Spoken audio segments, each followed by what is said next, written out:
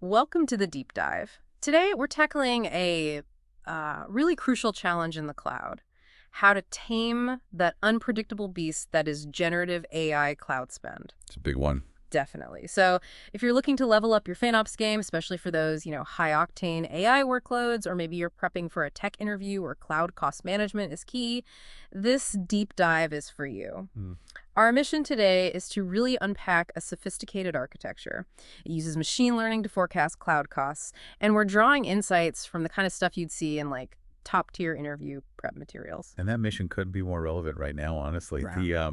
The financial unpredictability of these Gen AI workloads, it's a huge hurdle for so many organizations. Right. We're talking about models that scale like crazy, inference loads spiking, well, whenever, and training jobs that just eat resources, but maybe only now and then. Yeah, without that clear financial compass, the cloud bill can feel like a total roller coaster. Exactly. And understanding the approach we're discussing today, it means you can shift your whole operation from just, reacting after the bill hits. Yep. Which is always painful. Always, to proactively predicting, optimizing, even innovating with more confidence.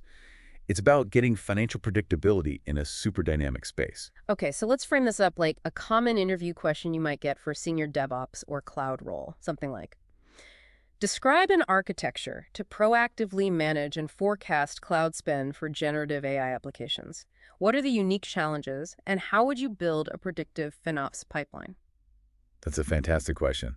And for anyone just wanting the quick summary, Yeah. essentially you build a pipeline, it pulls granular cost data from AWS Cost Explorer, Okay. processes it, maybe using something like Glue, then feeds it into a time series forecasting model like Profit. Right. The predictions.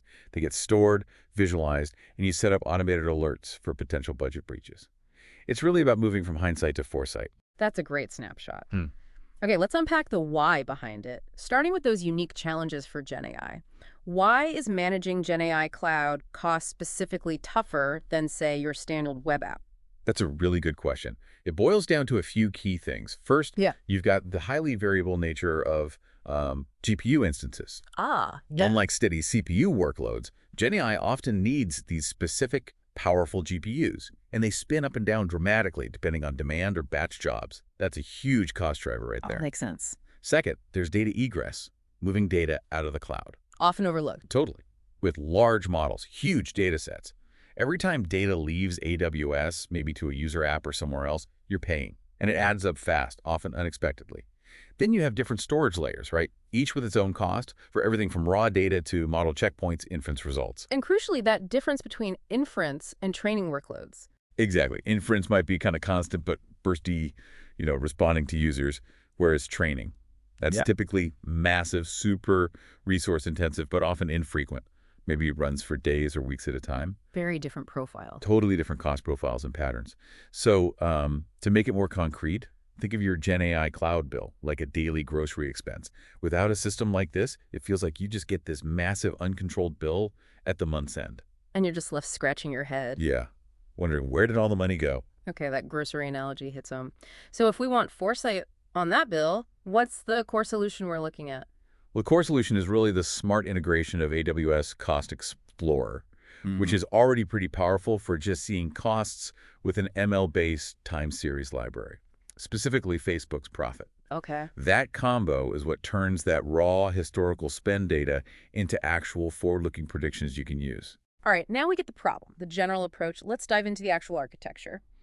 How would you structure this predictive FinOps pipeline? Walk us through the components. Absolutely. Think of it like a flow, a series of stages. Stage one, the absolute starting point, is data retrieval using the AWS Cost Explorer API. Okay.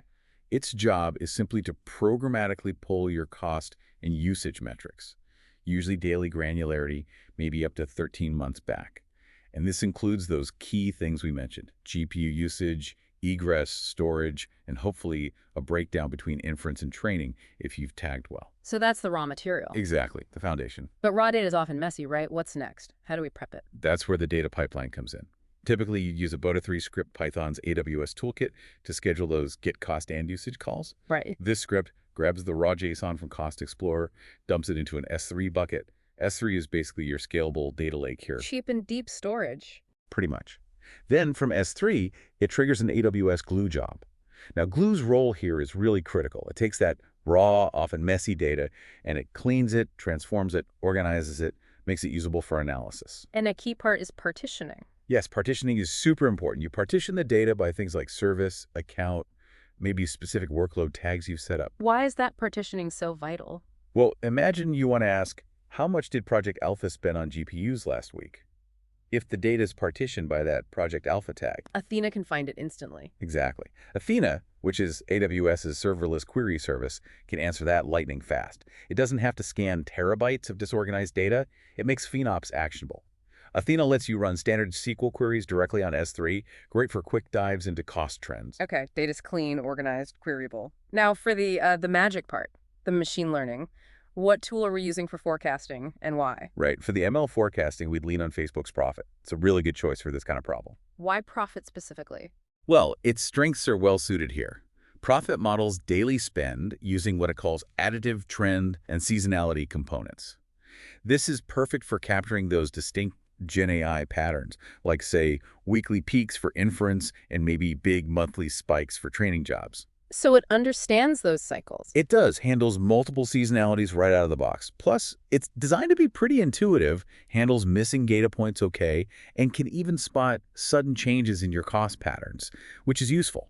It's not just giving you a number, it's trying to understand the patterns behind the number. Okay, Profit gives us these predictions. What happens next? How do we get them to the teams that need to see them? Good question. After forecasting, you need solid prediction storage and visualization. So the predicted daily costs, typically for maybe the next 12 months, plus, and this is important, the 80% prediction intervals. What are those exactly? Those intervals basically say we're 80% confident your actual spend will fall between this lower number and this upper number. It's a range. Ah, okay, so it gives you a sense of uncertainty. Exactly. It's incredibly powerful. It tells you not just what we predict, but how confident we are. Allows for smarter budgeting, risk management. All this gets loaded into, say, DynamoDB. And then visualized. And visualized in QuickSight dashboards. This makes all that complex data easy to grasp. Teams can quickly see future spend, potential variations. It turns numbers into intuitive charts. Right. And to make this truly proactive, actionable, what's the final piece? The final critical piece is budget alerts.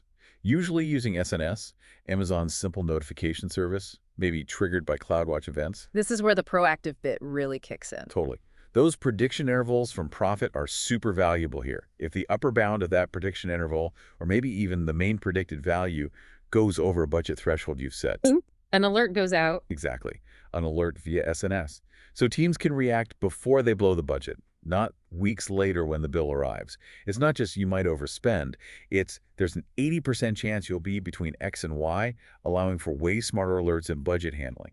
It shows real financial risk awareness.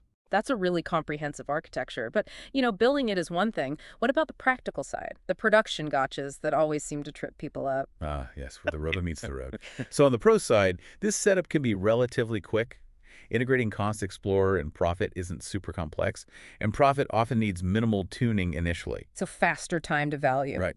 Your FinOps team can potentially start giving insights to AI teams fairly quickly, helping them iterate with budget clarity. It can shift FinOps from being just reactive to actually enabling innovation. That speed is appealing. What are the downsides, the dependencies? Well, the main cons, forecast accuracy, really hinges on having a consistent tagging strategy.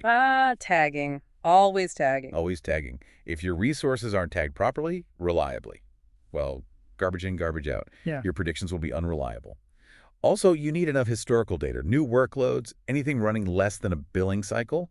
The model just doesn't have much to learn from, so your prediction bands will be wider, less certain. Right. Data quality is king. Now for those production gotchas. Common pitfalls. Okay, first up, IAM permissions. You absolutely must ensure your IAM roles have the right permissions. Specifically, get cust-and usage to read from Cost Explorer and S3 write permissions to dump the data. Get these wrong and nothing happens. Pipeline dead on arrival. Pretty much. Second, watch out for API charges. Cost Explorer API calls aren't free, usually about $0.01 per request. Sounds tiny. But it adds up if you're not careful. Exactly. If you make tons of granular calls, the fix. Batch your filters. Request data from multiple services or tags in one go to minimize calls. be efficient. And for something dynamic like GenAI, adapting over time must be key too. Oh, absolutely. Retraining is vital. You can't just set this up once and walk away. You need to retrain the profit model, probably monthly, to adapt to shifting patterns. GenAI inference peaks change, training jobs evolve. Your cost profile isn't static. So your model can't be either. And, connecting this back to the bigger picture, these trade-offs, these gotchas, they aren't just tech details. Knowing them is critical for actually operationalizing FinOps successfully. If you're in an interview acknowledging these shows, you've thought through the whole life cycle, not just the sunny day scenario. It says a lot about building resilient systems. That's a really powerful point. It's about foresight, not just construction. Okay, to make this even more practical, let's touch briefly on how you'd conceptually implement this and then, importantly, troubleshooting. How might that data pull script work notionally? Conceptually, yeah. For the data pool, you'd use Bodo 3. You specify things like start and end dates, Right. set granularity to daily, pick metrics like unblended cost, that's the raw spend before discounts. Gives you the true baseline. Right. And crucially, you'd group B specific tags, like maybe a workload tag, to get those breakdowns. Then push that data to S3. And trading profit. Again, conceptually, you'd load that historical cost data, make sure it has columns profit expects, usually D's for the date timestamp and Y for the cost value. Initialize profit, maybe enable yearly and weekly seasonality since costs often follow those cycles, and then just fit the model to your history. After that, create a future data frame, say for the next 365 days, and call predict. It's fairly straightforward once the data is prepped. Okay. Building it is one thing, but fixing it when it breaks, that's where the real expertise shows. What are some common troubleshooting scenarios? Oh, yeah. A classic is missing data, dashboards are blank, predictions missing for some periods, first place to check, AWS glue logs. Did the ETL job even run? Did it error out? And tagging again? And critically, check tag consistency. Are resources still being tagged correctly? Inconsistent tagging is so often the culprit. Another common one, API throttling. Hitting Cost Explorer too hard. Exactly. You'll see throttling errors. The solution, implement exponential backoff in your Bodo 3 script. Wait longer between retries if you fail. And like we said, batch those filters to reduce calls. Makes sense. What if the forecasts just start going haywire? Way off actual spend. That's forecast divergence. If your actuals start really drifting from predictions, it often signals a structural break. Maybe a huge new model version launched. Or AWS changed pricing significantly. Something fundamental changed. Right. Profit actually lets you do manual change point injection. You tell the model, hey, something big changed here. Adjust how you learn from this point forward. Okay.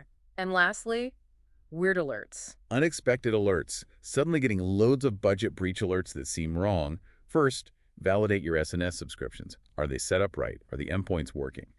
And you can proactively test by simulating cost spikes. Feed the system some fake high numbers and see if the alerts fire as expected. That really covers the life cycle, build to maintain.